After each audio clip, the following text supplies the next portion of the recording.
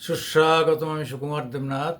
আমার আজকের দিন ইউটিউব নিয়ে আপনাদের সামনে হাজির হয়েছি। আপনারা সবাই জানেন ইত্যাদি তারিফ তারিফ তারিফ তারিফ মানে মানে প্রশংসা নয়, এই তারিফ হচ্ছে ট্যাক্স। হঠাৎ করে দ্বিতীয়বার জয়ী হয়ে ট্রাম্প, ডোনাল্ড ট্রাম্প সমস্ত দেশের সঙ্গে এটা সংঘাতে চলে এলেন কেন? এটা নিয়ে অনেকে অনেক রকম ভুল বলছে, পাগল বলছে, ইত্যাদি ইত্যাদি ইত্যাদি। আমি মনে করি এটা ভেরি ক্যালকুলেটিভ মুভ। যে লোক নিজে ব্যবসায়ী, একজন সফল ব্যবসায়ী, সে অর্থনীতিতে ভুল করতে পারে না, করে না সাধারণত। সে নিজের অর্থনীতির থেকেই তো আইডিয়াটা পায় অর্থনীতির অবস্থানটা কী, সে কোন জায়গাটা মারতে চেয়েছে। সে মারতে চেয়েছে চায়নাকে। কেন মারতে চেয়েছে? নমিনাল জিডিপিতে এখনও 30 ট্রিলিয়ন ডলারেরও বেশি ক্যাপাসিটি নিয়ে 1 নম্বরে আছে আমেরিকা তার অর্থনীতি থেকে। কিন্তু পিপিপিতে যদি যান, মানে সরকার, জনসাধারণ, এই যে মানে প্রায় পাবলিক অ্যান্ড প্রাইভেট, সরকার এবং ব্যক্তিগত মালিকানা, এদের এটা যদি ধরা হয়, তাতে কিন্তু চীন এগিয়ে আছে। ঠিক উল্টোটা, চীন অনেকটা এগিয়ে আছে। এই জায়গাটাতে ট্রাম্প ধাক্কাটা দিতে চেয়েছে।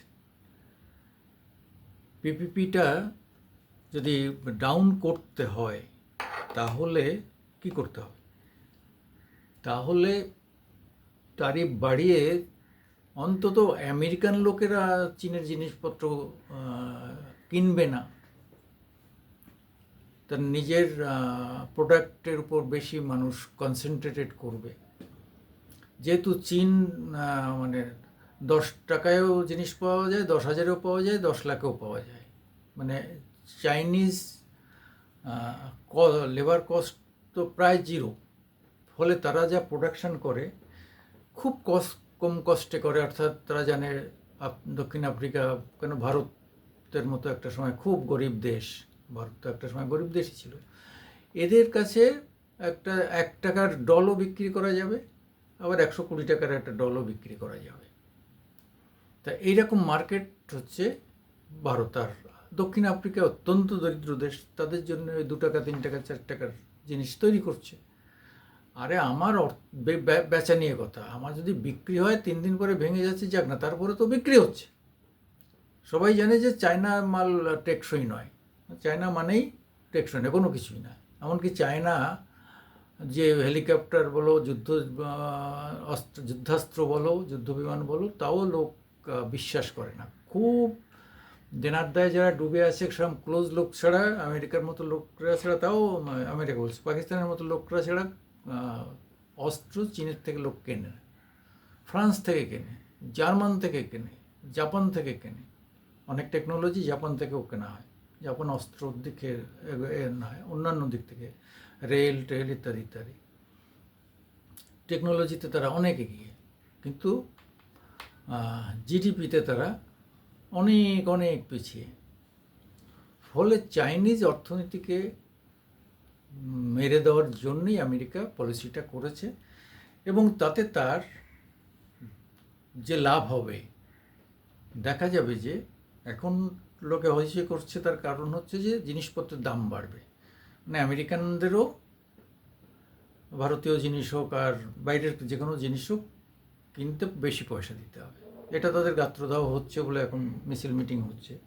কিন্তু ইন দ্য লং রান তারাও কনভিন্সড হবে যে চীনাকে যদি আটকাতে হয়, তাহলে চাইনিজ যে একটা বিরাট বেচা কেনা ইন্ডিয়া, সে আমেরিকায়, মানে হাই কোয়ালিটির জিনিস, সেটা নিতান্ত কম না, সেটাও অনেক।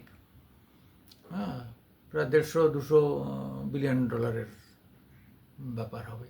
ফলে সেইটাই যদি মানে আঘাত করতে পারে, অর্থাৎ আমেরিকানরা যদি মানে কম কেনে, তাহলে দেশীয় প্রযুক্তির জিনিস বিক্রি হবে, দেশীয় প্রোডাক্টস বেশি বিক্রি হবে। আর আমাদের একটু ছাড় দিয়ে রেখেছে কেন? 27 করেছিল, 26 করেছে, যে ছাড় দিয়ে রেখেছে কেন? তারা জানে যে অ্যাগ্রো প্রোডাক্টস, অর্থাৎ চীনে অনেক কিছু যা চীন এদের দিত অ্যাগ্রো প্রোডাক্টস, সেটা ভারত দিতে পারবে। সেই জন্য ভারতকে সন্তুষ্ট করে রেখেছে। আরও 150 কোটির বাজার, এই বাজারটাও ঠিক থাকলো। চীনের মতো একটা বাজার হারালে তাহলে তার প্যারালাল ইন্ডিয়ার মতো বাজার আছে, আর তো কেউ কোথাও নেই। কাজেই সে ইন্ডিয়াকে ধরছে। এইখানে ইন্ডিয়া তার বৈদেশিক নীতিতে একটা খেলা খেলছে। ইন্ডিয়া কারোর উপরে রাগ দেখাচ্ছে না। হ্যাঁ, তুমি আমার তারিফ কমিয়ে দাও, হ্যান ত্যান, আমি তাও করছি না। আমরা মালের আমদানি রপ্তানি আমরা বন্ধ করিনি। হ্যাঁ, এবার হিসাব যখন হবে তখন হবে। আমরা চেয়েছি যে এই আস্তে আস্তে আমেরিকার বাজারটাতে আমরা ঢুকে পড়ব, ইন্ডিয়া ঢুকে পড়বে খুচরো বাজারে।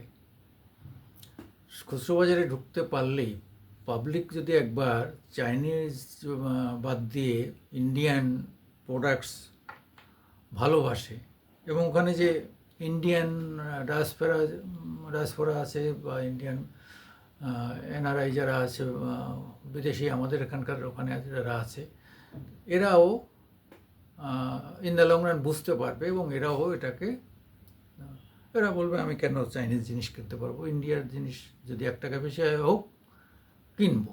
এই জায়গাটা আস্তে আস্তে আস্তে আস্তে তৈরি হবে।